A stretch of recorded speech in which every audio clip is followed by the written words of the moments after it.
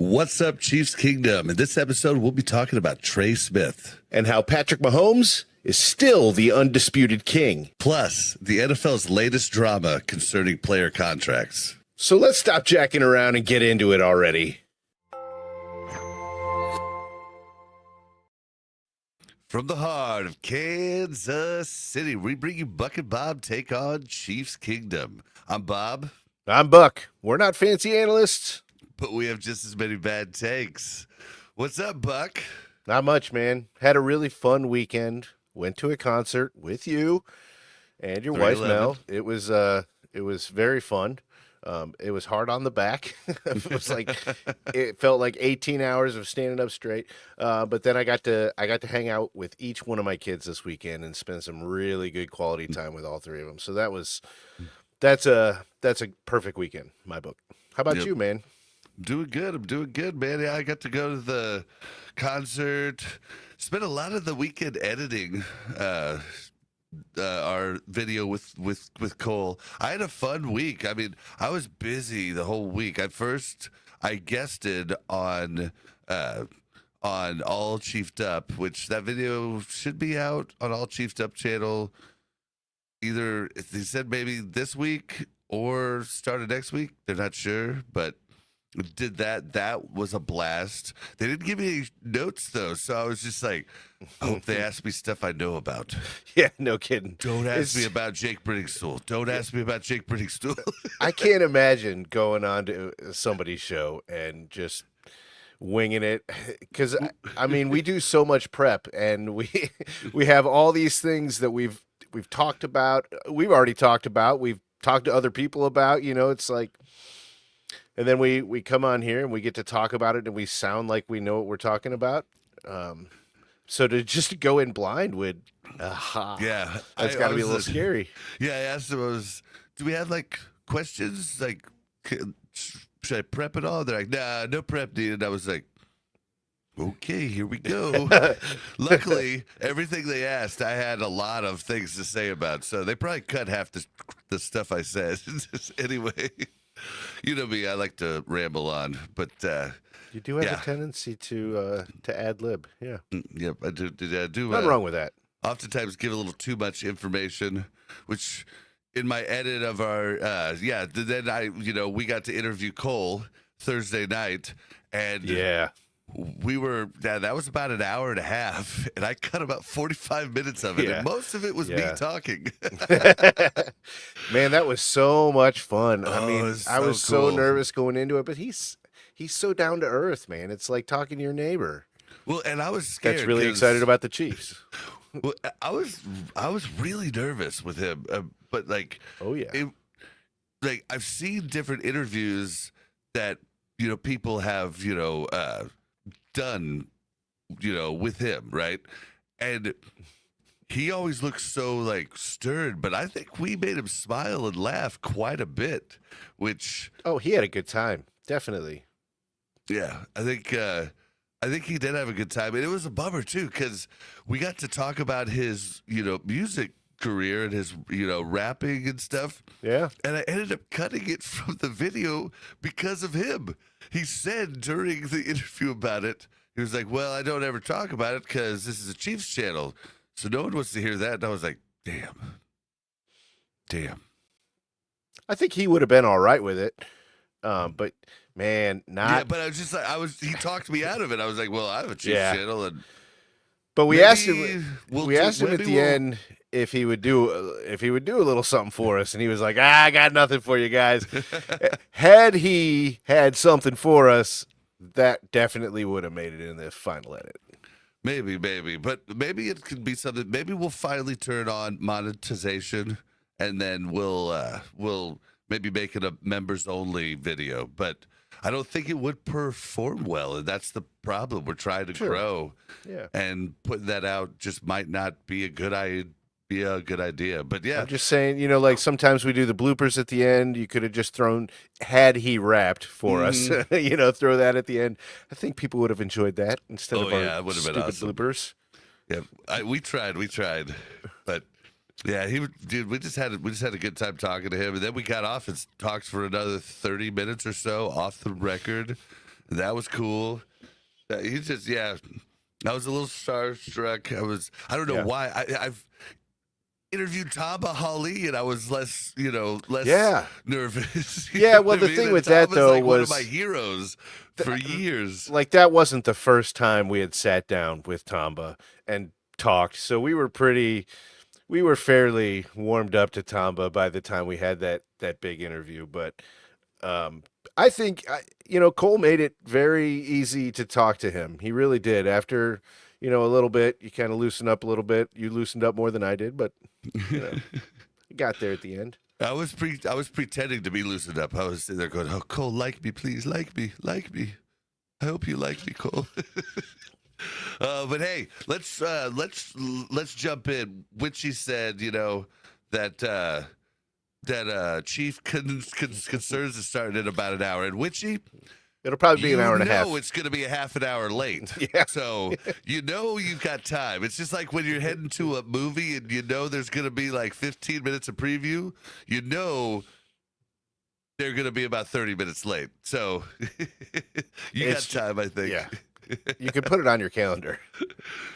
But what's up in chat, guys? How you guys doing? We're going to talk about a few things, but first off, we need to talk about Trey. Yep. This is my favorite comment so far. In Mahomes, we protect 2025. Thank you, Stanley. Yeah. Yeah. Speaking of which, that's a shirt that I'm going to make thanks to Stanley Moody. He said it, I think, in one of Cole's chats, and I was like, I'm going to make that shirt. I have a couple other shirt ideas too, but that was one that he said I could use. So appreciate that. I'm so in love with this signing. It sucks that it's so much money, but I mean, the salary cap's going to keep going up, and now we don't have to worry about what we're going to do with our right guard, next year after Trey Smith. I was fully convinced that he was just gonna ride it out on the tag, and he would. I honestly believe he would have played at 100%. He wasn't going to do the. Oh, yeah. He seems like a very stand-up guy, so I wasn't worried about his play based on being the tag guy all season. But I'm just so glad they got it done, man. If we want Patrick Mahomes to do what we want him to do, he's got to have protection. I mean, we saw that last season. That's the whole reason the season broke down. And even with that bad offensive line, the one bad play from the big position on the offensive line, still made it to the Super Bowl, still 15-2. Like, with a good to great offensive line, I mean, the rest of the NFL is just playing for second place. Well, so I'm not as enthusiastic about you, but I'll preface it by, we need to go over a few things. I'll preface it by saying, this is what I would have done if this was the only option, okay? This is what I would have done. I would have kept Trey. Specifically, he's 26. He's never had any injury besides maybe a stub toe. He's played every snap in every playoff game that he's been part of, which I think he's been with us for 4 years.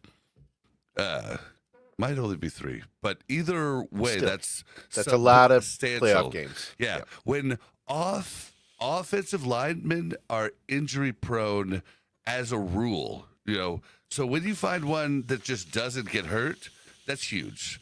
But it is a record-breaking contract for a guard that is not considered the number one guard in the league, and many don't even consider top 10.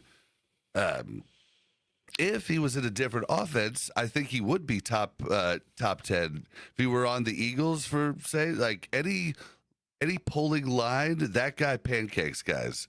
He is a run blocker. Like he is good at that. He's not as good at pass, but he's really good at run blocking. And well, I think the Chiefs need at least one guy that's good at it.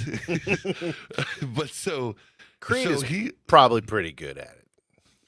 All right, so he signed a 4-year, $94 million deal. That's broken down by year. That's here. I could put our little visual aid up here. Nice. So broken down by year, he's going to make 23.5 mil, which is basically exactly what he was going to make on the tag. So he got basically his first 2 years guaranteed money. There's no guaranteed after that, so that's good. So we're only on the hook for two years. If we were to drop him tomorrow, it would be a dead cap hit of almost 47 million. If we were to drop him next year, it would be a dead cap of almost 20 million. If we were to drop him in year 3 or 4, it would be no dead cap hit at all. Okay? So that's big. Also, because because of the signing bonus, his cap hit this year is only 14.25 million. So we actually saved, I think it says right here, we saved about almost 10 million in cap. So our cap now has gone up to about 21 million we have free. So that gives us room to work. If we want to bring in any other free agent or stuff like that, or maybe even get Trent signed, Trent or or George Karlaftis signed for a long-term deal. This kind of opens it up to go ahead and do that early. So is that enough cap space to get either one of them signed, do you think? Well, yeah, because you would have a signing bonus. They would be significantly less this year, but next year his cap hit 2026 will be 24.25 mil. Year after that would be 27.75 mil. Year after that would be the same, 27.75 mil. So it's actually structured pretty well and keeps us pretty safe within 2 years. That's cool. Yeah, that's fantastic. Yeah. So it's not the horrible Juwan Taylor contract that we signed that just had us handcuffed, So well, hold on though. You say that about Juwan Taylor, but I feel like if he's not one of the most penalized players in the NFL, if you take that away, I know you can't take it away, but if you did take that away, isn't he a fantastic right tackle? He's pretty dang good if you take that away. But that's not what I'm talking about. I'm just talking about the structure of the deal was probably Brett Veach's worst deal ever because it's got us handcuffed until his last year of his contract, which is next year. Like we could drop him next year and really not see any problem. But problem is we were handcuffed to him for the last 4 years. So but yeah, Juwan Taylor still has a chance to make this team, next year if he improves on the penalties. He's, according to PFF, he's not bad. He does leave Trey Smith on an island, which makes Trey Smith's blocking stats go down pass blocking stats go down a little bit. Kind of leaves Trey hanging, but that's a conversation for a different time. So that's basically the breakdown of the contract. I would have done this regardless. I would have done this too, just because he's, like I said earlier, he's 26, he's young, never been hurt, which is a huge thing for linemen. Yeah. And he's also the type of person the Chiefs want in the building. A hard worker, shows up day in, day out, helps rookies, helps anybody that needs help, is just a good person, which is what the Chiefs have built this whole dynasty off of, Yeah, integrity and character. Absolutely. I mean, the core players of the team all throughout the building are built with that attitude and kind of way of life. I absolutely love it. Makes it easy to be a fan. A good example of that is us trading Tyreek Hill, one of the best receivers we've ever seen in the NFL. But okay with doing it because he wasn't that type of guy. At least what we saw on the surface. I don't know him personally, but what we saw on the surface and what he put out in the media, and he didn't fit the mold. And that continued when he got to guy. Miami. Oh yeah. I mean that didn't stop. Almost intensified, I think. Yep. But so that's kind of where I'm at. Like, it's I don't like how much money we have, sewn up in our offensive line. I'm not a big fan of that. That's kind of like the only really problem that I have. It's a lot of money. It really is a lot of money, but a lot of money. This, I mean, team's real let's weak. Just add it up. Juwan Taylor, here, I'm going to round down I'm going to round down and round up. So Juwan Taylor, 27 mil cap hit this year. Okay. Trey Smith, now he's only 14 mil this year, but that's, pretty big. Jalen Moore, it's 15 across, the two, like each of the two years, 30 mil total, but it's only 11 mil this year. Only 11. So what's that got us at? Like, so that's 25, 52. 52. Okay. So then we get down Creed Humphrey, 11 mil rounding up.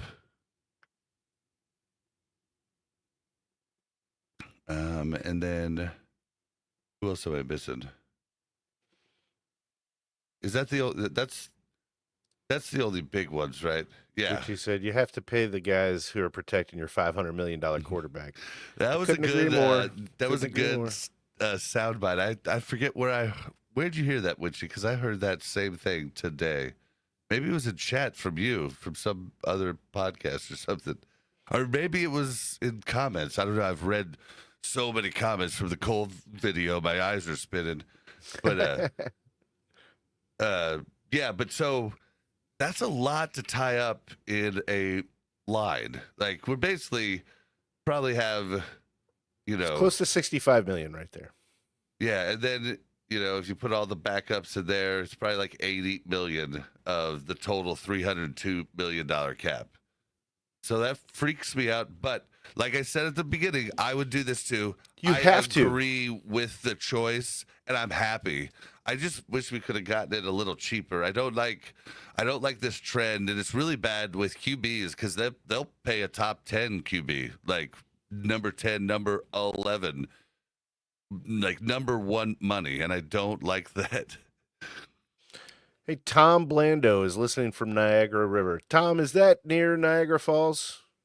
Because I used to go to Niagara Falls every year growing up.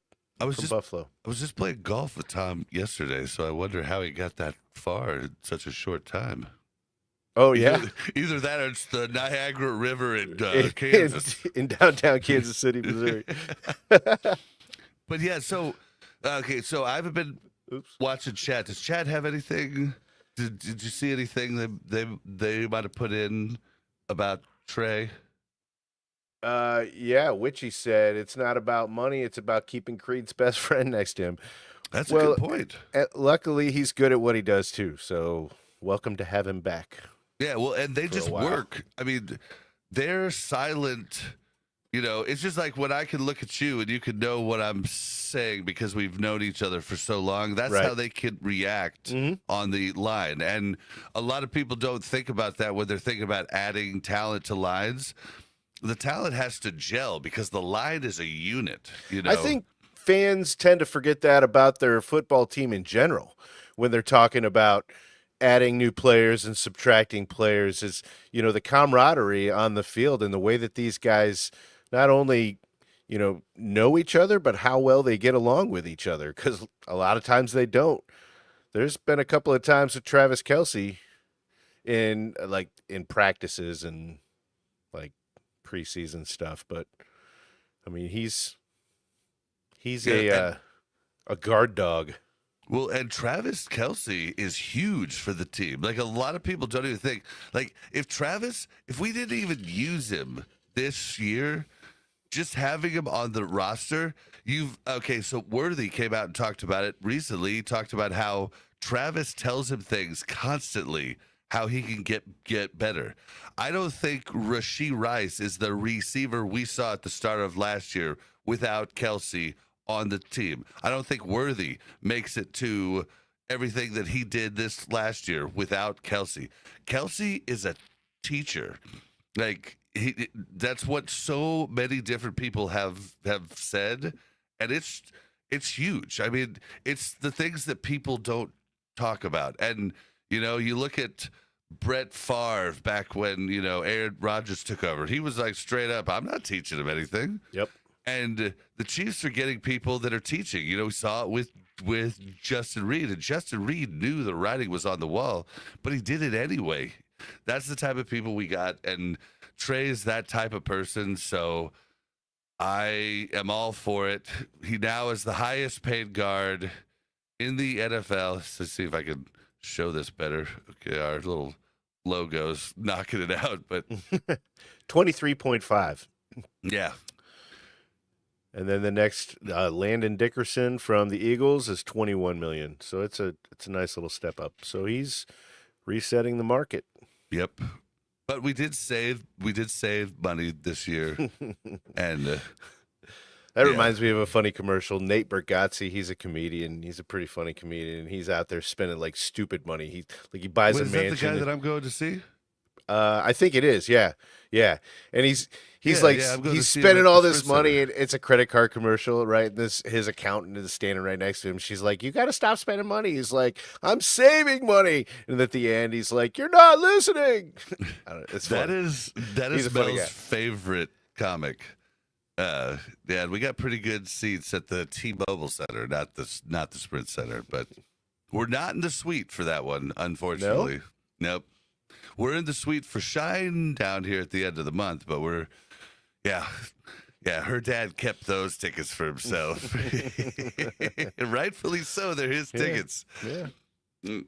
So, yeah. But, I don't know. Anything else? Anything else in chat we got here? Just, I think a lot of positive energy for this signing. We got Brian asking a question here.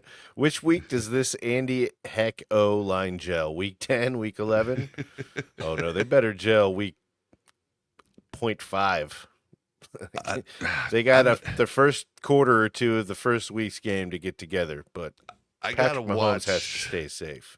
I've got to watch. I've got to see training camp first. Kingsley Suamataia is up in the air. We were thinking, I mean, most of us in, Chiefs content creation, I don't talk about the ESPN people because they're honestly clueless about a lot of things. So I don't factor them in. But most of us thought Jalen Moore was going to be the guy. And then as time went on, it's like, well, Jalen Moore hasn't been there, and Simmons is looking like way ahead of schedule. So maybe Simmons does start, even though Jalen Moore is making so much more. But that's a good problem to have. If Jalen Moore can back up every spot on the line, which is what I wanted Josh to do to kind of learn his first year. Mm-hmm. But if those roles are reversed, I'm fine with that. That's just depth. Whatever works. Somebody's going to get hurt. And having that type of depth it's huge. Yeah. So, I'm gonna have to see. But yeah, it's weird. Brian said his kid has tickets for Johnson County Court. Oh, Brian, you jokester. He might be serious. Yeah, he might. Yeah, you don't know. You don't know with him. Yeah. Kids are a pain in the ass, but. Yeah. I think you could say yes. Yeah.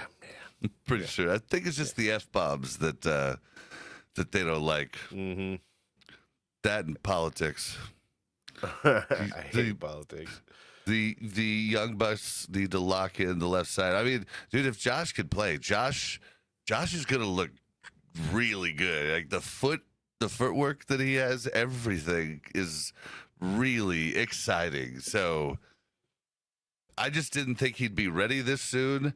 And I mean, until he plays a full year, I'm just going to be on edge when he's out there. I might be on edge for the first few years. I mean, but if he's look, man, we talked about it ad nauseum. Injury is no joke. I mean, it it's isn't, ended right. so many careers, but It we has. are living in a new time. He is young, so. And the it Chiefs just have done scares their me. research. They've got a great medical staff, and they're not going to take that chance without having some confidence.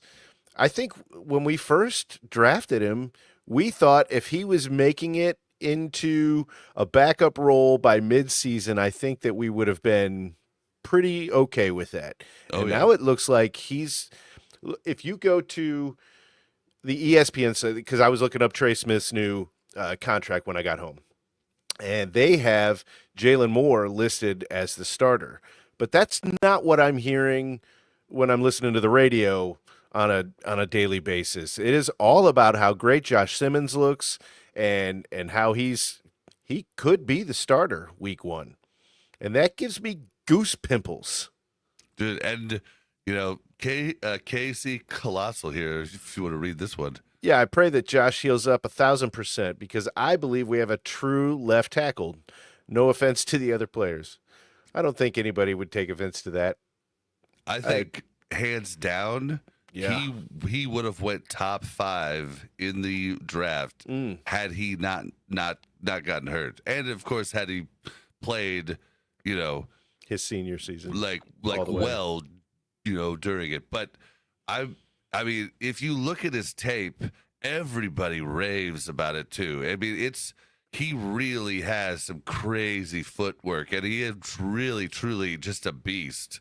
I mean, a beast of a man. So, yeah, if he works out, it's gonna be so cool. It's gonna be a really fun season to watch, man.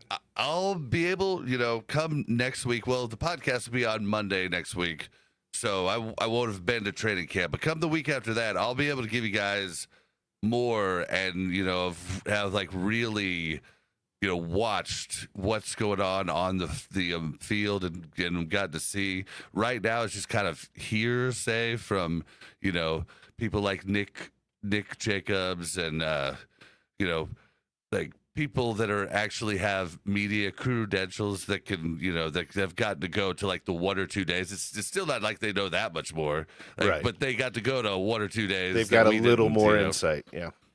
Yep. And they're just really smart people. I mean, so, but yeah, I want to see how Kingsley does a left guard.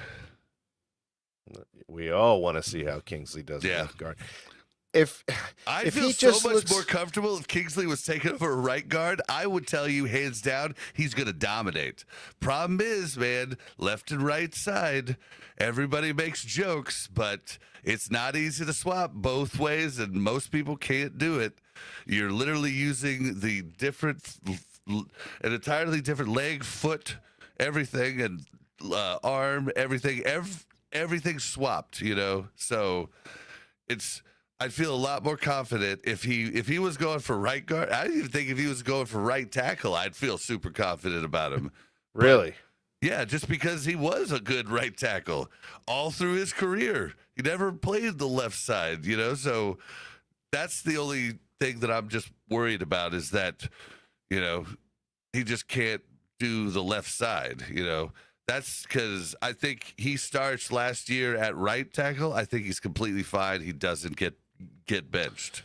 Do you think that if he's not able to hold down that left guard position, do you think that they'll try to make a swap? Do you think that they'll switch over Smith and Kingsley? Trey Smith, interesting. I don't know, man. That would be interesting, though, if Trey was able to be a switch hitter.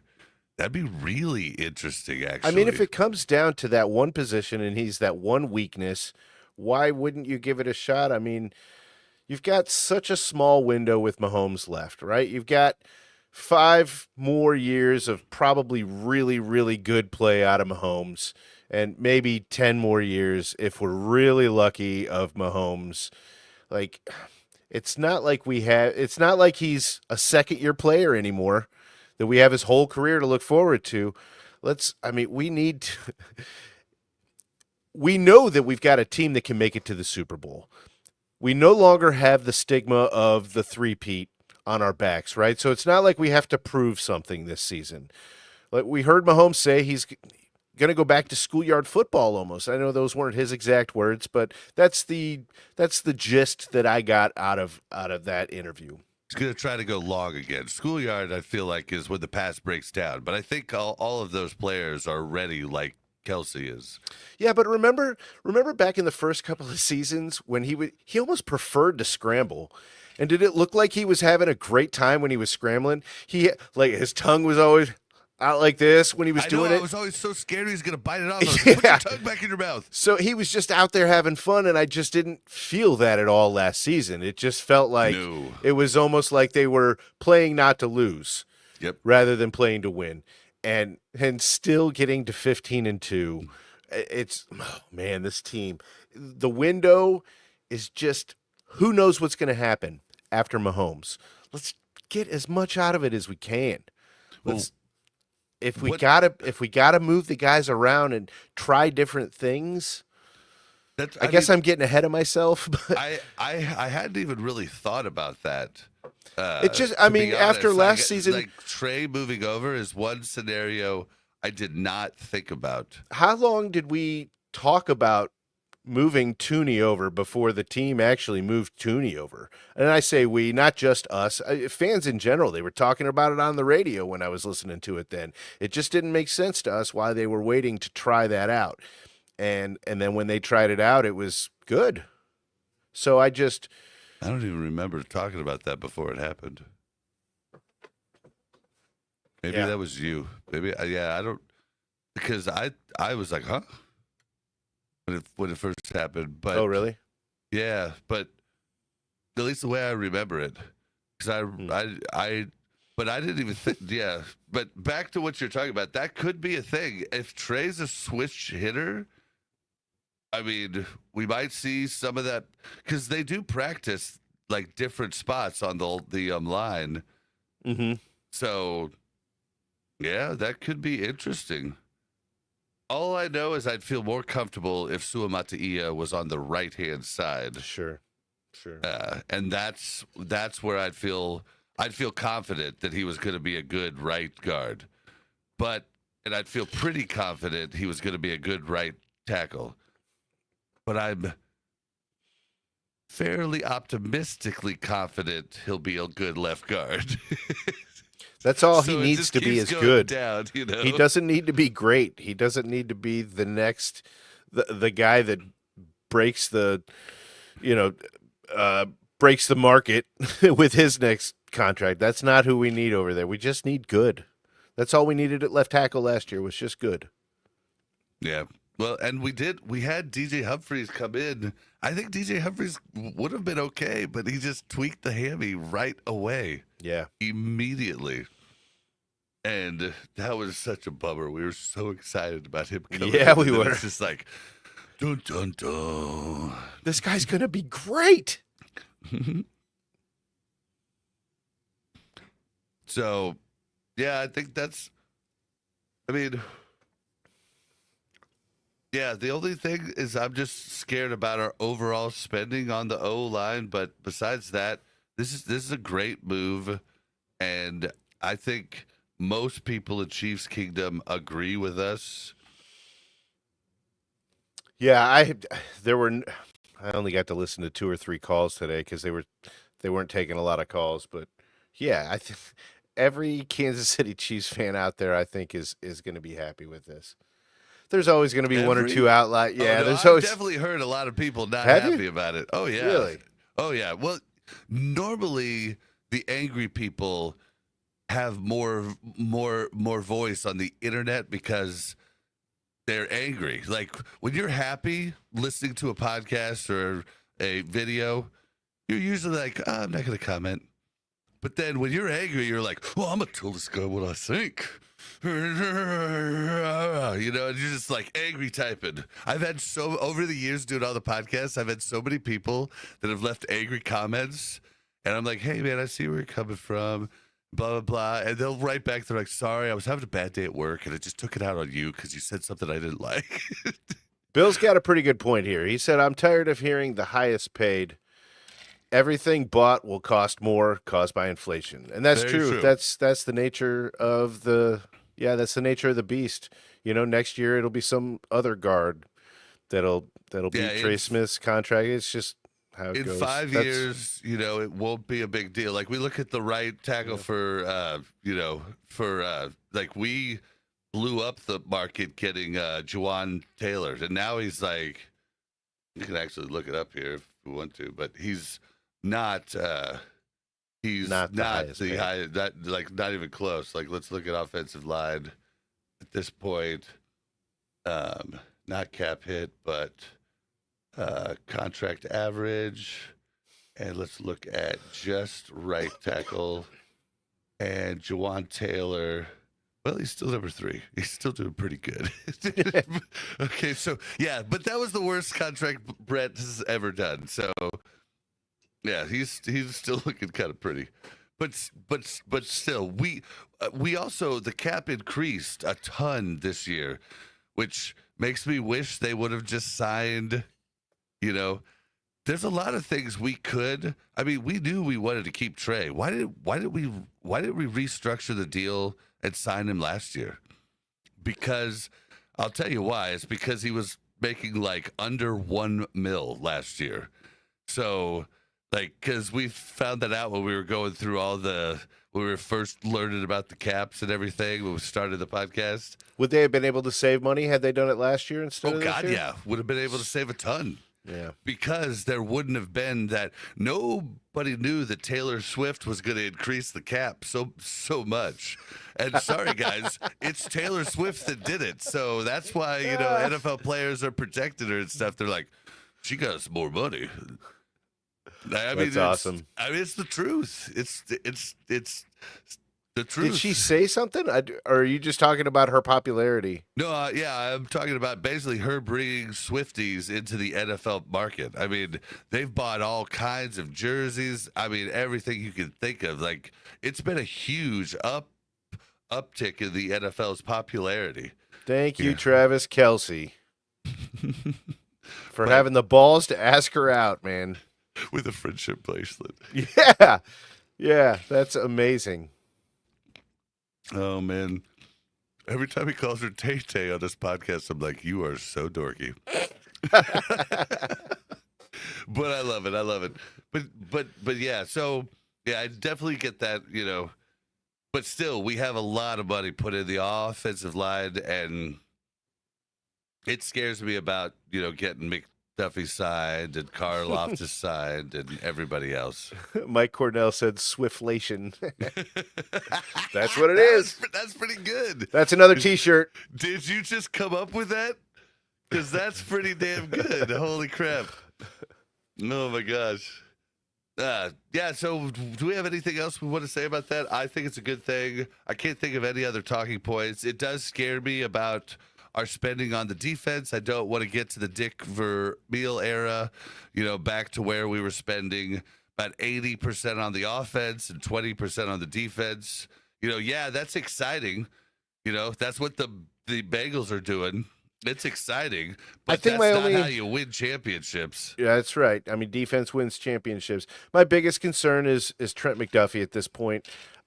I'm scared about George Karlaftis as well, but I think that's why the Chiefs went after Gelati, is to address that situation. If they couldn't get something done with Karlaftis, and they didn't have to break the bank if he works out. So at this point, I think McDuffie is my biggest fear right now on the defense. Well, it looks kind of like they're taking two different chances. You know, they got a ball hawk corner in Noel Williams, and they got a guy that looks a lot like Karlaftis. And basically how those two perform this year could set the stage for who goes next year. Because if, you know, I say we'd still have Reed here if Jaden Hicks didn't turn out to be amazing. Which he said, I've spent so much time this past year explaining football to women from all over the world and all ages. They want to know. And as a female football fan, I'm all for it. This reminds me of my mother when we were teenagers and started after we started playing Madden and really learning about the game of football. And we would watch the Chiefs games with her. And she'd be like, wait a minute. What are those guys standing over there for? I'm like, Mom, those are linebackers. Well, and if you remember, 15 years back, that's what we did with Mel. And Mel's a crazy football fan now. And it didn't take long. And well, it took a good 5 years because it's pretty intense. But she played the Madden League. She did fantasy football, and now she jumped right in. Now she could take us down in arguments. You know what I mean? Like, she doesn't always, No.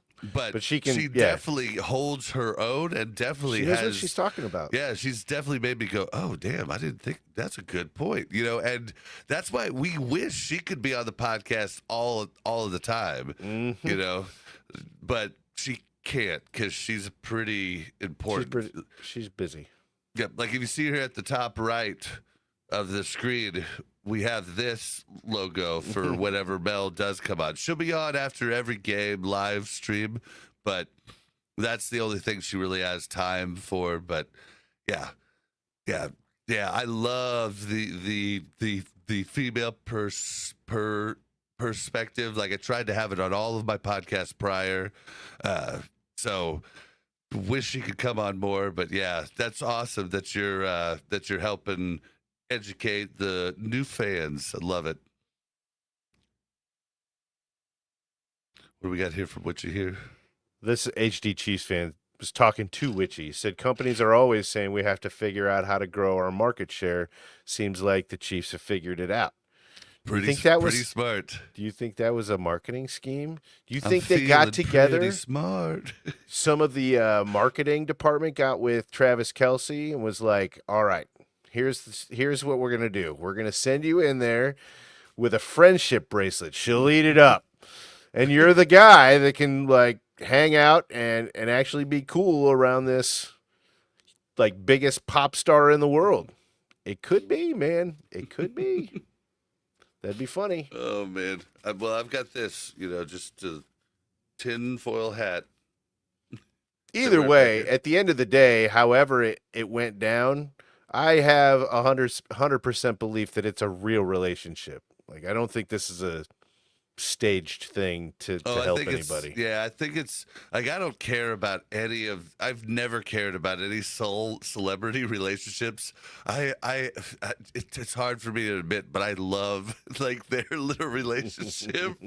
And I think she actually finally found a real man, and I think it's her end game. A man that's okay with her being more popular than him, and that can keep up with her.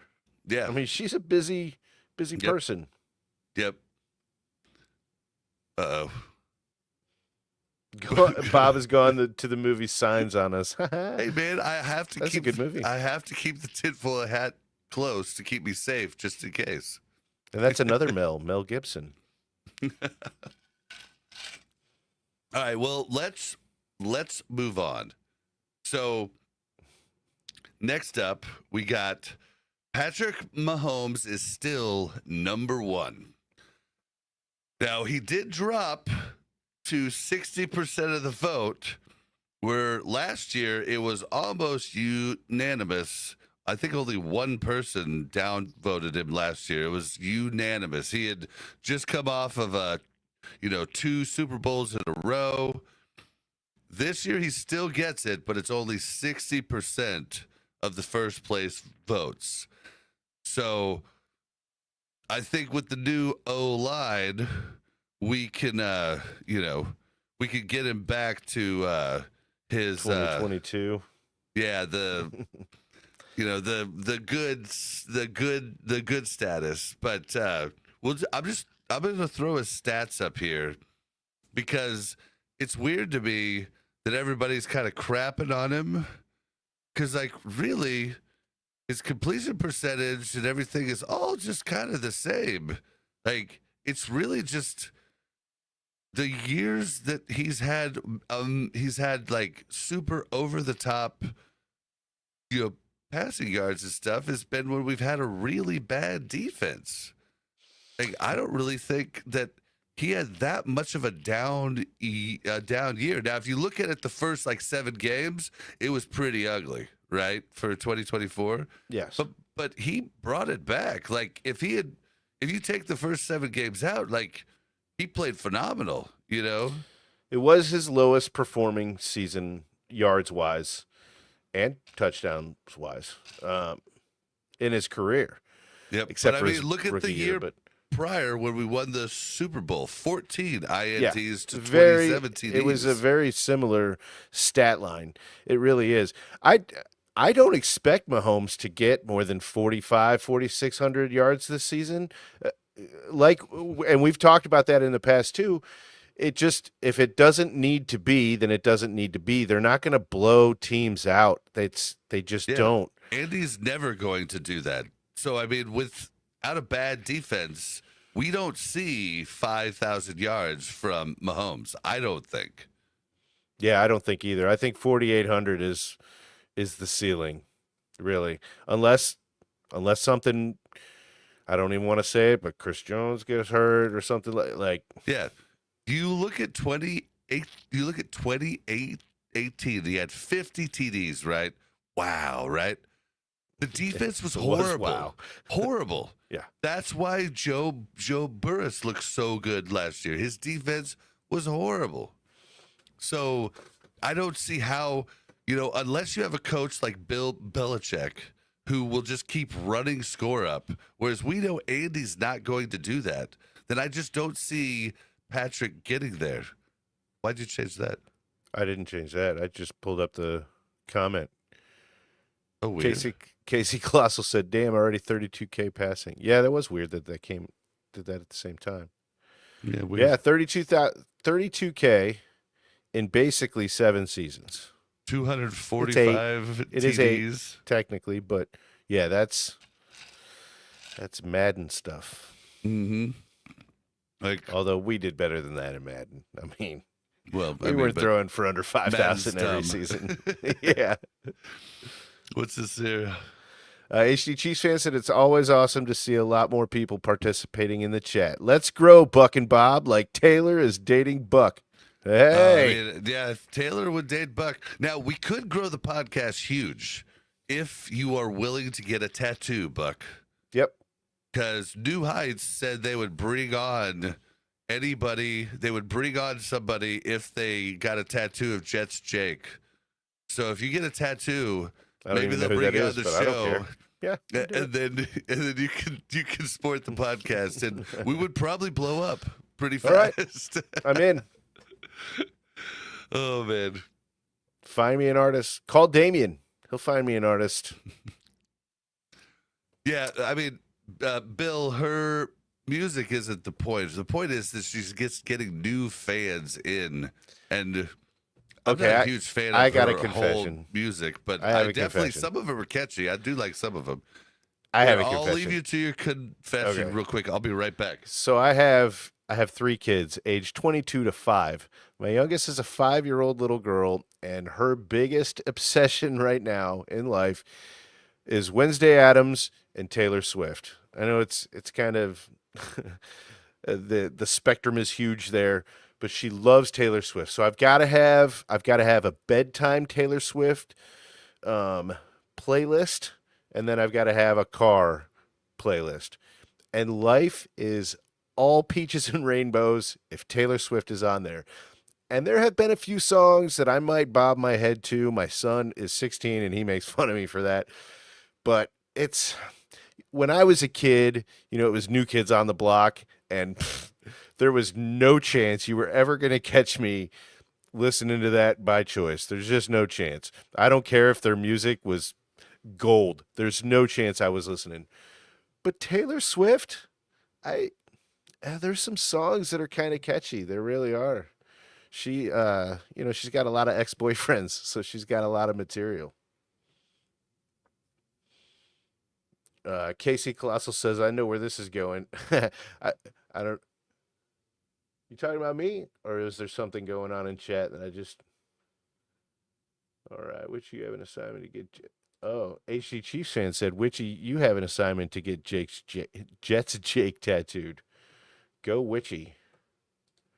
Is Buck a Swiftie? No, I'm not a Swiftie. I'm just not anti Taylor Swift. Buck I will never loved choose. it. I will never choose Taylor Swift playlist unless my daughter is involved, and then I'll do it. And I just don't hate it. Yeah, and it got his daughter to say, "Hey, I want to watch a Chiefs game." Absolutely. And that was like almost brought a tear to his eye. So I can understand. I should have put you full screen for that. That would have been a great short. Yeah. I'm not a Swiftie. So there's so many fathers that have talked about that. Fathers young and old, where, they're like 25-year-old daughters are all of a sudden asking them about football.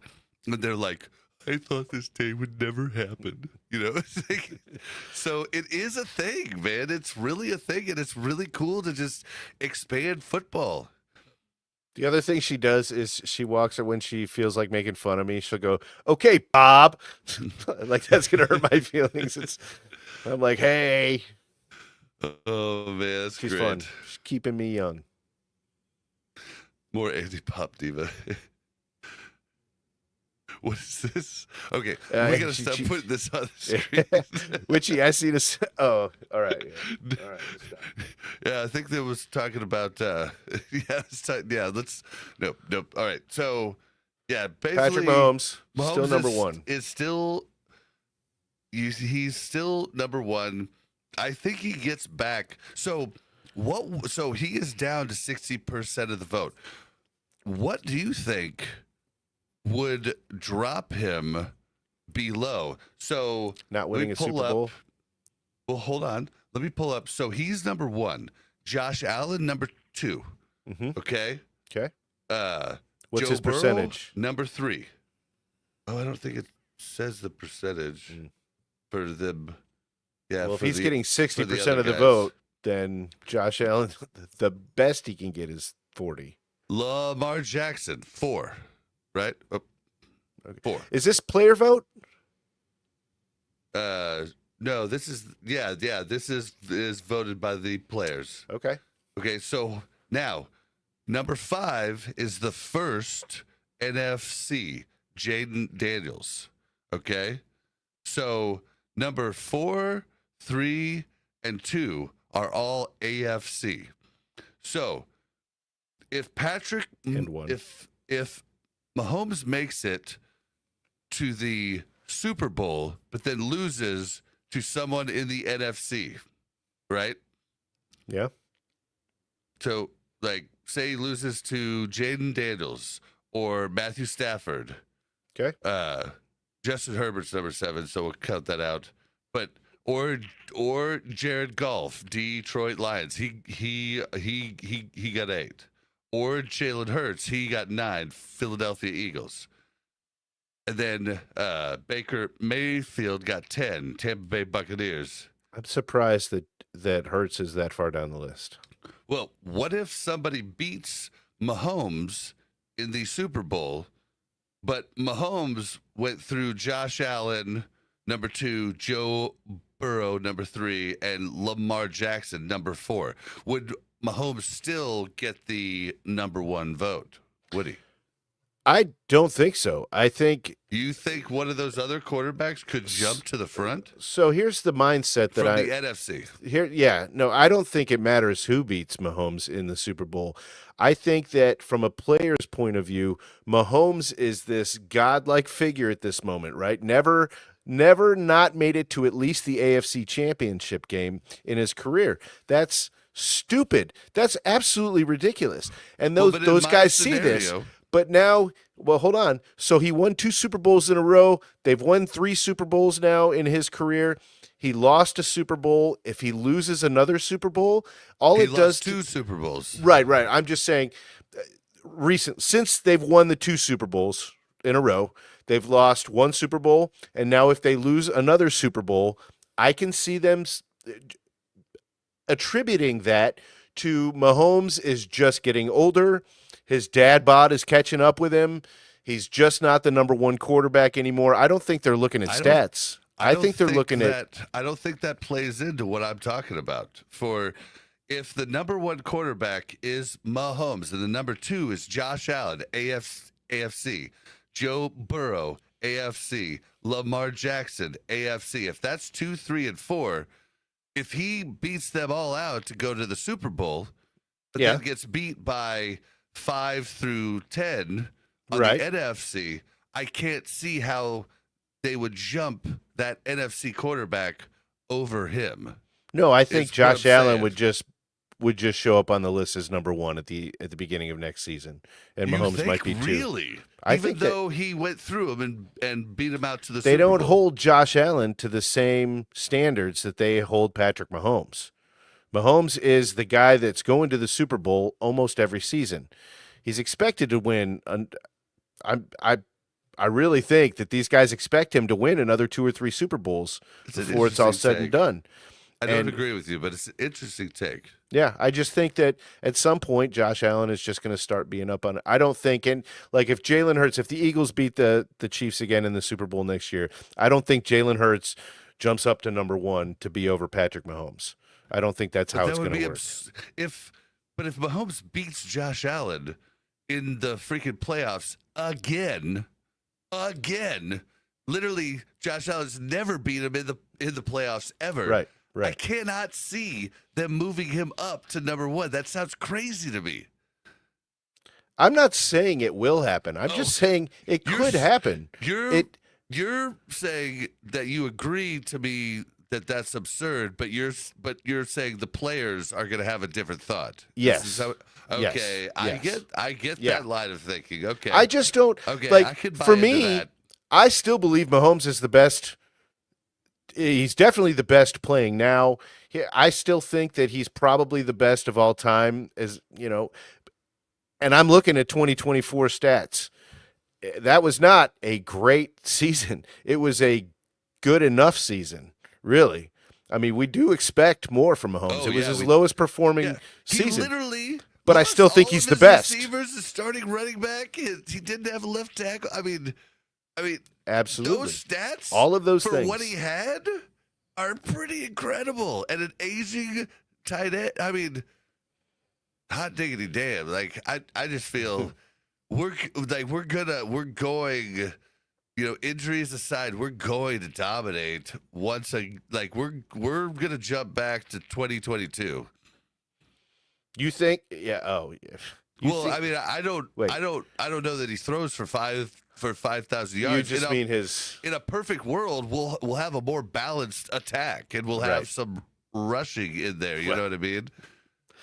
When you said balanced, I just thought you meant between offense and defense. As far as like, I never am going to expect a balanced load running and passing from. I mean, they're not investing anything significant. I don't to want the running balanced. Position. I just want a rushing game. You want a little bit more balanced than it is right now. A rushing game at all. You know what I mean? Like, and everybody talks about the 2 high safeties. We get a rushing game, we'll have less 2 high safeties because they'll have to respect it.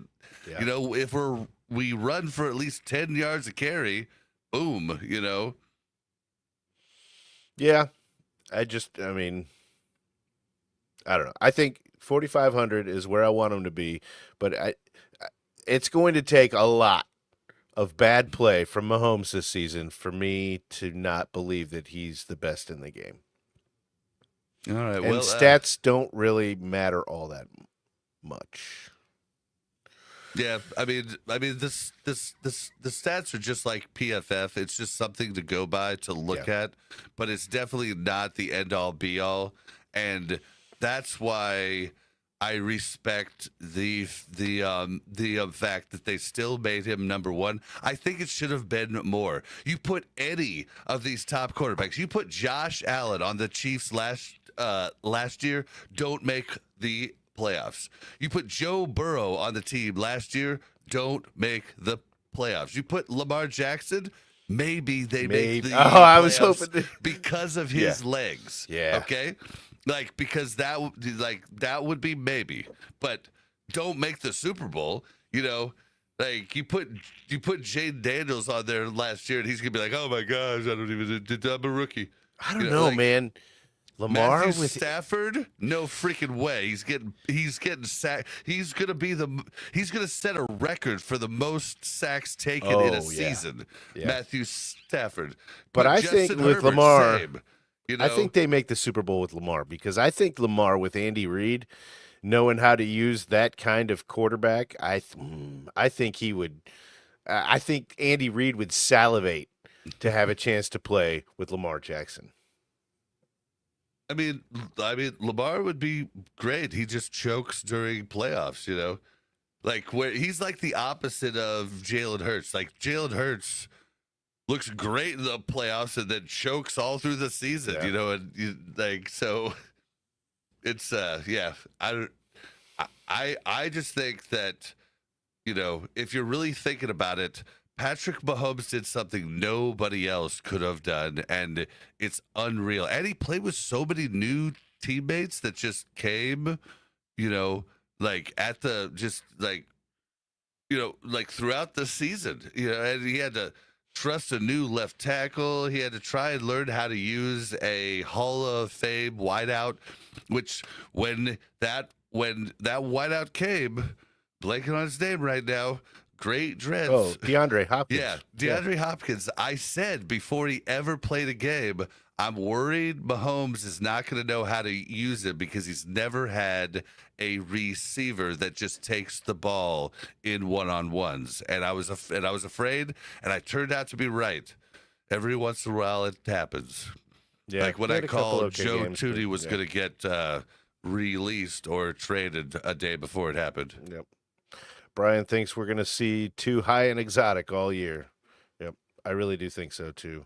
Unless we have a running game, or even Brashard Smith getting us that pass to the flat passing game, that will also, you know, open us up. Screens will open us up huge, you know, and help us stop the too high safety. So if we get that back rolling, like we haven't had a good screen game or a good flat passing game for a long time. Since McKinnon, I think. Yeah. So that would help a ton too. But what do we got? What do we got next? Let's do this one because this one's kind of weird. We'll talk about training camp, but all we got to talk about training camp is I just want to know what chat. Throw in like a star, and then, you know, for training camp, I want to know who you want me to watch. If there's anybody specific, so like throw a star time sign. It's the one right above 8 when you hit shift 8, and then say who you want me to check out at training camp. I want to start getting a list going of who you like really want me to watch because I'm going to over half of the training camp days. Star Gelati. So okay, let's jump to Hey, HD Chiefs fan agrees with me. So let's jump to the NFLPA. It says so. We got this all researched out. Can you read this because I'm a horrible reader. Can you read this out so that everybody can kind of understand what's going on with the NFL Sure. PA? Yeah, I think it's worded well enough for people to understand. A brief overview of the allegations. So in 2022, the NFLPA accused the NFL and its teams of colluding to suppress fully guaranteed contracts after Deshaun Watson's $230 million deal set a new benchmark. It was all guaranteed, right? So the union pointed to players like Lamar Jackson, Russell Wilson, Kyler Murray, arguing that they were denied similar guarantees despite their elite status.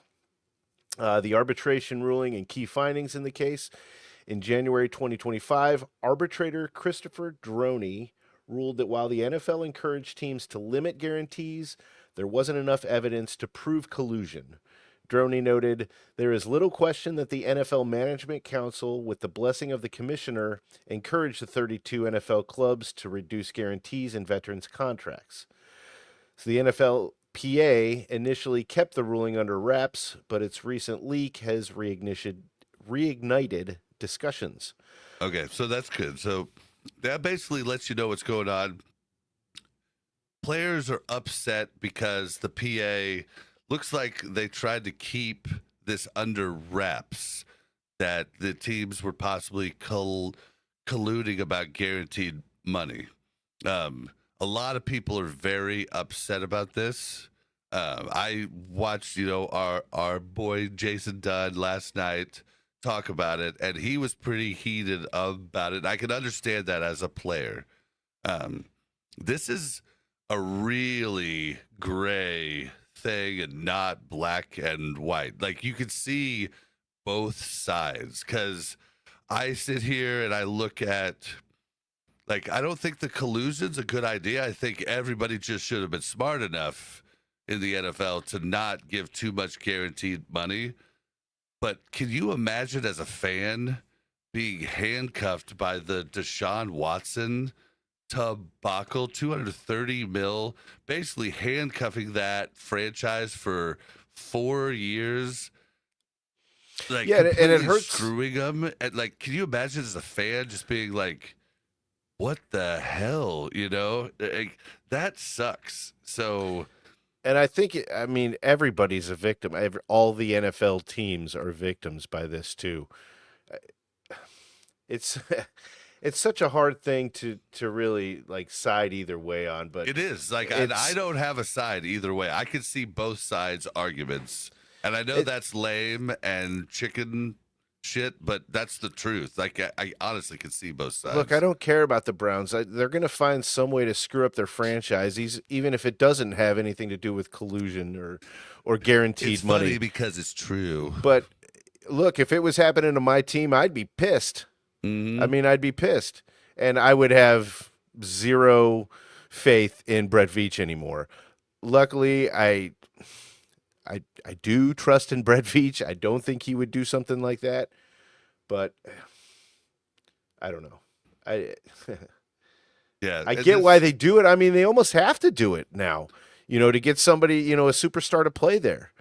Lamar Jackson, if he went to free agency this year, that would be his 32nd team out of 32 options.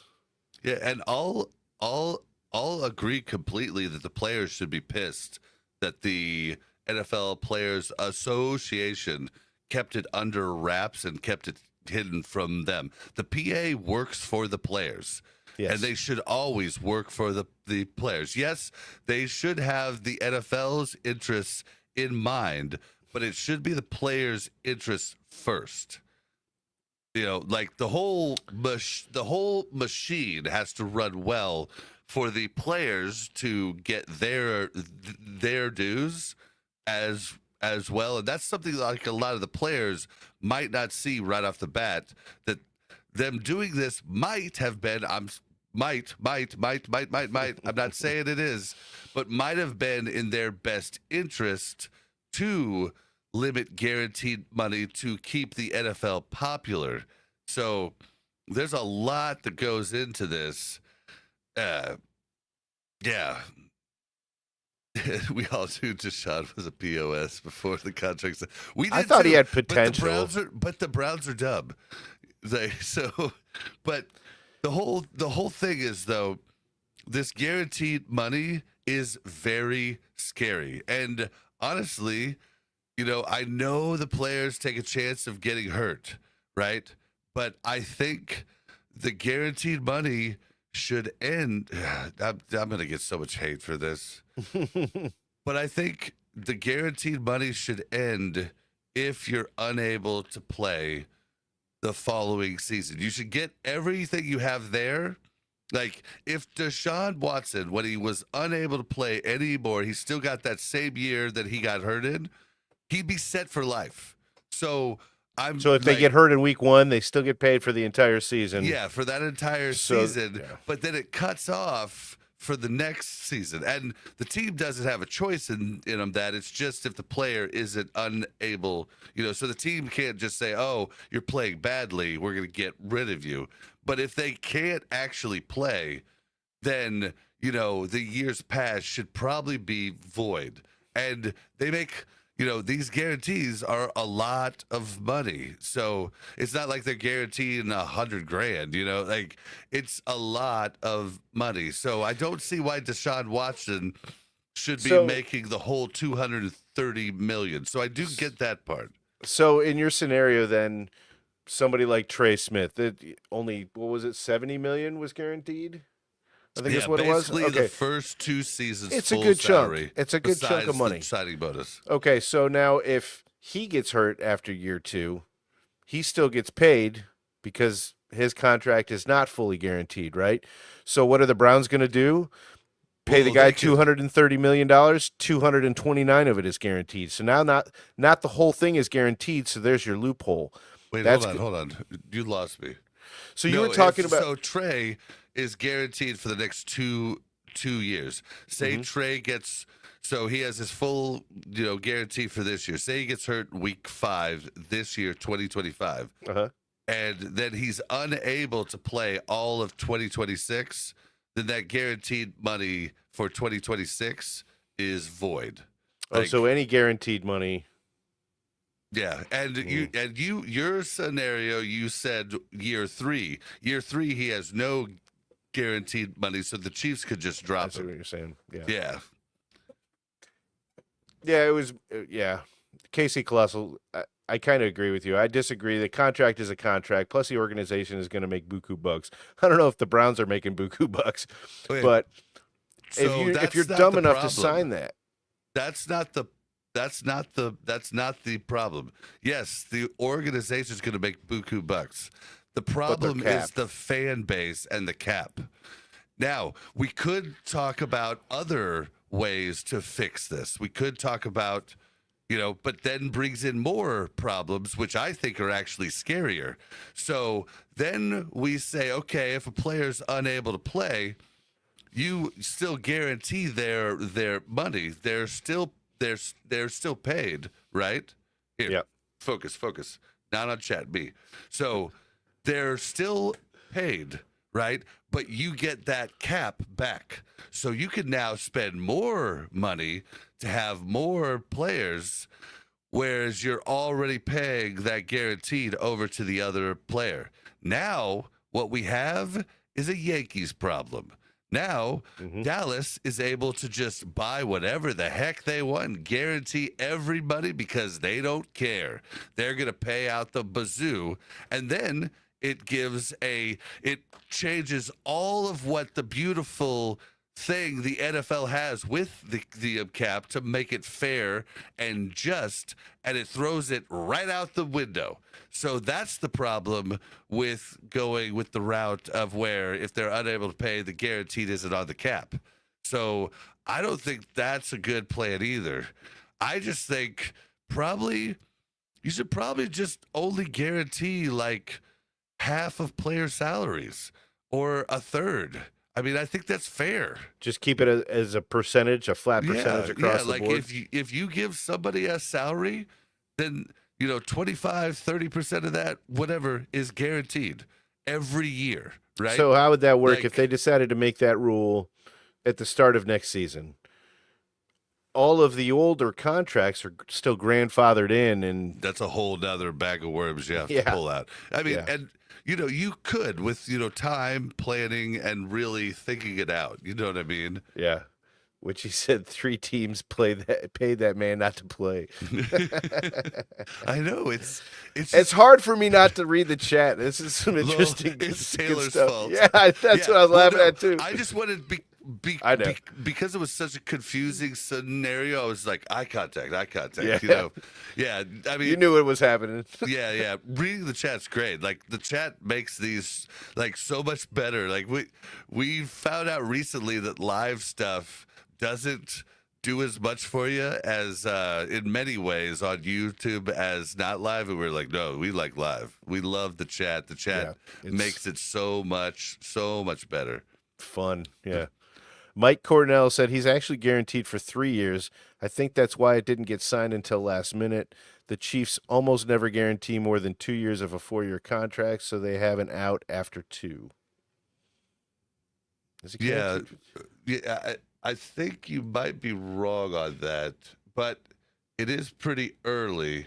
But as far as what I have seen with all of our research, is that it's his first 2 years guaranteed. There's no dead cap hit afterwards. I mean, I can share my screen over here. So if you guys want to see, why is my screen not showing? There. So if you can see here, basically dead. So here, this is the, if we were to drop him this year, we would get a dead cap of 46.75 mil. Now we go to the next year, it would only be a dead cap of 19.75. Drop him this year, or drop him in 2027, no dead cap hit at all. And the dead cap hit is the guaranteed money. So I don't think, and we don't always know everything about, but yeah, so it does say potential out 2028, 3 year, but I don't it's basically you could drop him this year, but yeah, it is very confusing. So I'm not positive that I'm right. I've just looked into it, and I'm still learning a lot about how the cap works. I didn't know much about it at all prior to this podcast, and it's a lot to learn. So yeah, so if you want to leave it in the comments, I'll study it and see if I'm off. But I believe we have it out after the 2027. I think we could get out of it. But yeah. This is funny. Stanley said it still puts a smile on my face that the Raiders are paying most of Minshew's ticket this year for us. Wasn't aware of that. That's awesome. Still true? How much did we end up paying? Because I knew that was a thing. Here, hold on. And I think that's going to be a very big positive for this team, even though hopefully he's not going to play at all. Yeah, because that was definitely a thing. Oh, I had the Chiefs. Oh, where did I? Oh man, I should just leave the tabs up instead of move it around to the tabs. Ah, got it. All right. How do you spell Minshew? If Stanley spelled it, okay. So he's a $1.17 million cap hit this year. So yeah, it's probably the Raiders are probably still paying. Here, I have to look up Raiders. That's what I have to do, don't I? So Brian has a suggestion how to spell his name, but I don't think it's right. All right, so hold on. Let's see here. If I go down, Gardner Minshew.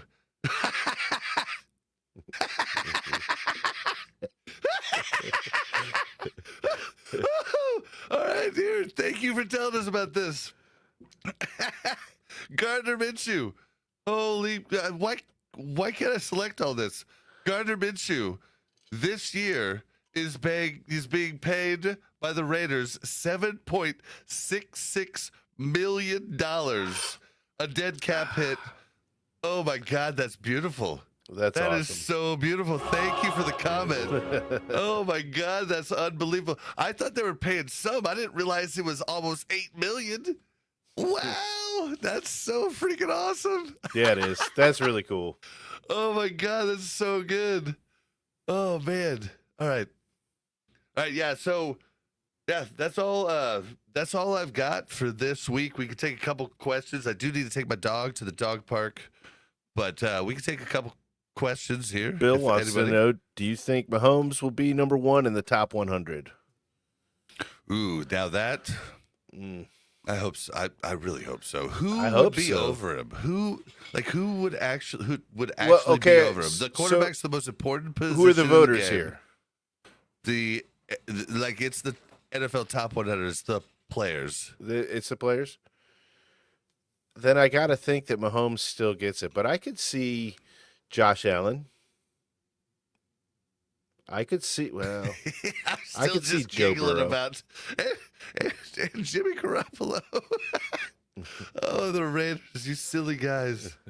You silly guys. Devontae Adams. Oh, this is so beautiful. Look at all their dead money. They have so much dead money. Oh my gosh. Sorry. Okay, I gotta get off of this. Yeah, I mean, I could see Josh Allen making it. I could see Joe Burrow. There's a lot of love for Joe Burrow in this league. And Joe can't be, because no, it's the Like, whole literally- top 100. We just I see what you're saying. Not okay. Yep, yeah. Just to let you guys know, this is the first time we've even ever cared to follow the NFL top 100. So I've researched it, but Buck, it's like never even, like he, before this he would, look into the Chiefs, start a preseason, but now we researched the whole time. I would watch the preseason games as long as when the starters were playing, and as soon as they were done, I was turning on something else. Yeah. Yep. Yeah, we're very different now, but yeah, so the NFL top 100 is like Mahomes is going to be the number one QB on the whole top 100, but will he be number one overall? So it'd be a different position. Yeah. That would have that would beat him out, and with him only getting 60% for the quarterback vote, I could definitely see him not getting the number one spot on the top 100. I could see it. I'm just kind of curious what the top 10 kind of looks like. Yeah, it's like, yeah, but they haven't released it yet, so we don't know. They've only released position groups so far? Is that correct? Are you asking me or chat? I'm asking chat. Okay. Yeah, chat, help us out. I mean, we are like we don't BS about this. We were avid, like really big fans, but we haven't really, like, we've started to research a ton since we started the podcast, but we have a lot to learn still. So you guys can help us out learning. Like, we want to learn, and we've learned a ton since we started this, but we have so much more to learn. Yeah. And our focus is solely on the Chiefs. Which do you think Saquon Barkley will be number one? I could see that after last season. Okay, here, hold on. The best way for us to see this, hold on. Let's do NFL top 100. If you want me to take the other car. 10. Sorry, guys. So NFL top 100 2024. Let's see who... this will be a better gauge for us to understand. So wait, is that right? Was Tyreek Hill number one last year? Yeah. So Tyreek Hill was number one last year. Mahomes so I'll say it right now. Mahomes is not going to be number one. Because if Mahomes wasn't number one after a two-peat, then I don't know. Yeah, Christian McCaffrey was above him last year. Lamar Jackson was above him last year, and Tyreek Hill was above him last year. How is that possible? Am I looking at the wrong thing? No, I'm seeing the same thing. What the hell? Who was 2023? So Lamar Jackson did jump over him, even though he was the top QB? That makes That's no sense whatsoever. yeah, that's a little bit. Yeah, so what I told you just a second ago about how he would be the top rated QB, I was wrong. Just found out I was wrong right there. Jeez. Okay, so supposedly in 2023 he was number 1. Justin Jefferson was number 2. Jalen Hurts was number 3. Nick 3 Bosa. Chiefs in That's the wrong. top That's 10 gotta be wrong. last year. That's crazy. Yeah, dude. Yeah, what you said, it looks like they've only released number 100 through 77 so far. Yeah, I don't. Yeah, I don't think the Chiefs. Yeah, I don't think. Oh, so this is NFL.com's. We're talking about ESPN's. Jesus, there's just too much. This is just absurd. But I can't believe that Lamar Jackson last year was rated above Mahomes. That's just silly. Like, are we just rating like regular season? Yeah, I don't. Yeah, that's just weird. I'm gonna have to do some more research. I'm gonna have to. I haven't been paying attention to it because it seems so stupid. The stuff that has been coming out, like I just haven't even followed it. If I'm being honest, like it seems so dumb. It seems like some intern put this all together. But yeah, We got another good question here. all right, go. I All right. only have about 5 minutes, 10 max left. What are your guys' thoughts on where the Chiefs should play, Kansas or Missouri? Ooh. I think they should stay at Arrowhead. I think that Yeah. is. I think that's the best case scenario In a perfect world.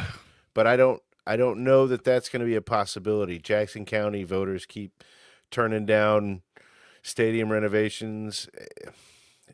I know the Chiefs make a boatload of money, but Yeah. there are so many other places that would love to give them money to come there. As long as Kansas City, on the Kansas side, is willing to do that also, I really don't have any fear of them leaving the city. But Jackson County voters are shooting themselves in the foot. I think most been doing people it for the last 15 years. Yeah, like it's because it almost pisses me off. I think that most of them think there's no way that they're going to leave in the middle of a dynasty. There's no way they're going to leave. They might. Yeah, they're not leaving the metro, but they might leave. Cities would love Missouri. to buy a dynasty. Like, I mean, it's. People don't understand that this is the way it works. Like, yeah, the Yankees probably couldn't leave New York, right?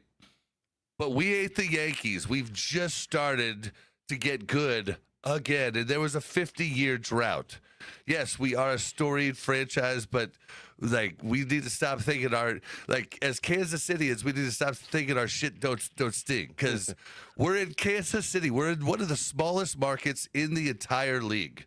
Okay, if the Chiefs were in New York, they'd be making 4 times the money that they make here. It's just a fact. So, Jackson County voting has been pissing me off for the last 20 years. Okay, so you should have voted for the rolling roof. You should have voted this all in.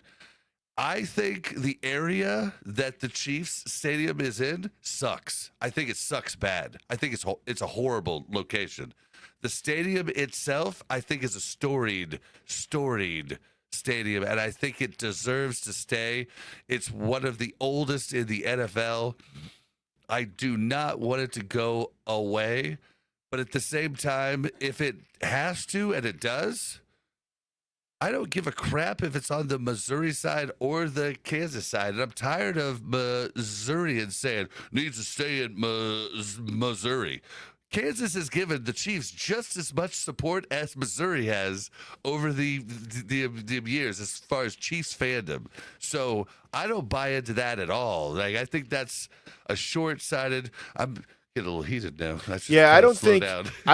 Look, if the Chiefs move over to the Kansas side, I think they lose 100 or less fans. I really don't think it is going to change. There's been a lot of Missourians, at least loud vocal ones on media and stuff, being like, Look, "Oh, I man, can't believe they would leave yeah, Missouri." a lot of dogs bark a lot and then don't have a whole lot of bite. I'm just not buying it, man. If they're moving to the other side of state line, is it really that big a deal? Are we really talking about like Civil War rivalries here? It's It's Kansas, absurd. Missouri. It really is. Yeah, I mean, I could go I 10 love blocks and be in Missouri. I love the Kansas City Chiefs. And if it's Kansas City, Missouri, awesome. If it's Kansas City, Kansas, a little bit awesomer. But my number one, and I think we've said this all along, I think most people would prefer that keep Arrowhead, Please renovate keep it, Arrowhead. maybe, build up some around it, clean it up a little bit.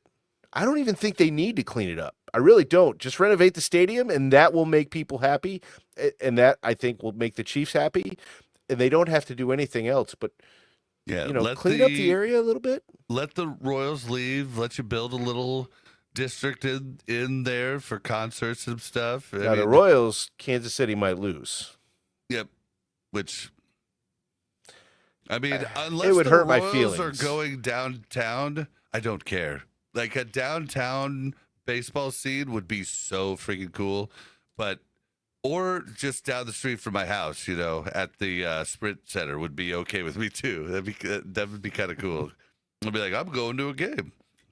Yeah, I care if we lose the Royals. Don't get me wrong. I'd love to keep that team. It's a big. I don't really care about them. You're a baseball fan, though. I'm I am only a little NFL bit, fan. and it's mostly because of growing up. My whole ties to coming to this city, all started with sports and the Royals specifically because it was in 85, 86. The Royals had just won the World Series. Whole big story. But I don't follow the team. I really don't. I would be sad if they left, but I would understand. I mean, there's going to be other cities that are willing to pay the Royals to come there just to get a professional sports franchise in their city. But the Chiefs aren't going anywhere. So Brian Parrott says something that Cole said to us that I didn't research. Cole said to us in our interview with him Yeah. that he thought it was illegal to build a stadium like Arrowhead, but He was talking about the fan noise and how it would be impossible to replicate that again. Yeah. yeah, but I don't know that it is actually illegal. I think If Cole said it and Brian said it, I think pretty much the deal is set in stone. community impact. So I did research it a little bit afterwards, but it's still a very gray area. If say they were to build it at the Sprint Center, Mm-hmm. building a stadium as loud as them would get turned down if it was at the Sprint Center because the community impact of that type of noise, it like the noise would have to be below a certain decibel level. Mm-hmm. So they would have to build a dome and keep it shut at all time if they were to build it, say, at the Sprint Center. Now, in Kansas, if they were to build it at the Legends and build it far enough away from everybody else, they could still build a stadium that could be that loud. It all depends on the local laws and the community in impact. So it's a very gray area, and building in Kansas City, you would not be able to build it like that. You wouldn't be able to build it to where it was as loud as it is now. Yeah. So it's a very gray thing. It's very and that's why Cole said he wasn't sure, because it is a super gray thing that you can't really put your finger on, and it would go through years of back and forth throughout different courts and different whatever. Yeah. So it is it all depends on zoning, everything. So yeah, it'll be interesting, but yeah, I gotta take my dog to the dog park, man. I gotta end the pod. All right. I guess if it has to be, it has to be. You know what I like to say? It is what it is. F off. Just Yep, a little bit of under your skin before you go out into public. we'll throw this. I think if they renovate Arrowhead, I think the ticket prices still go up. But yeah. The ticket prices will be through the roof. They're just gonna changing keep a going venue. up. It'd be an easy They're winning. way. Yeah, they're winning, so it's gonna. But HD Chiefs fan said, "I'll continue to stress the ticket prices will be astronomical at a new stadium. I have the Chargers ticket left for the season, and those are $135 each face value. Yeah, especially with the team winning, they're going to keep going up. But a new stadium, I can't imagine they wouldn't be a little bit more for a new stadium than they would be in Arrowhead. All right, well, let's Buck, where can we find you? We haven't even done this in a while. You can find me on Facebook. I'm always there. You can also find me on X. It's at actual Bucktastic. I've been saying it wrong forever. I just realized it this week, but it's actual ACTUALBUKTASTIK. Yep, That's what it is. You can find me on X at Blazin_Bob. That's BLAZZIN_BOB. You can find all of our stuff at buckandbob.com, BUKNBOB.com. Thank you, everybody in the chat. We had a bunch of people tonight. Thank you so much. We had Brian, we had Casey Colosso, we had HD Chiefs fan, Bill TT, Stanley Mooney. Thank you for coming in. Stanley Mooney, thank you so much. Witchy, always being great. Mike Cornell. We had what happened to there was another. We had a bunch of new people. I don't want to miss anybody. Oh, Whiskey AI's Gaming. Yep, we had Tom Blondo. We had so many new voices. We would love for you guys. We normally do Monday nights. We'd love for you guys to come back again. Yeah, we had so much fun talking to you guys. Yeah. Thank you guys for the chatting about the Chiefs.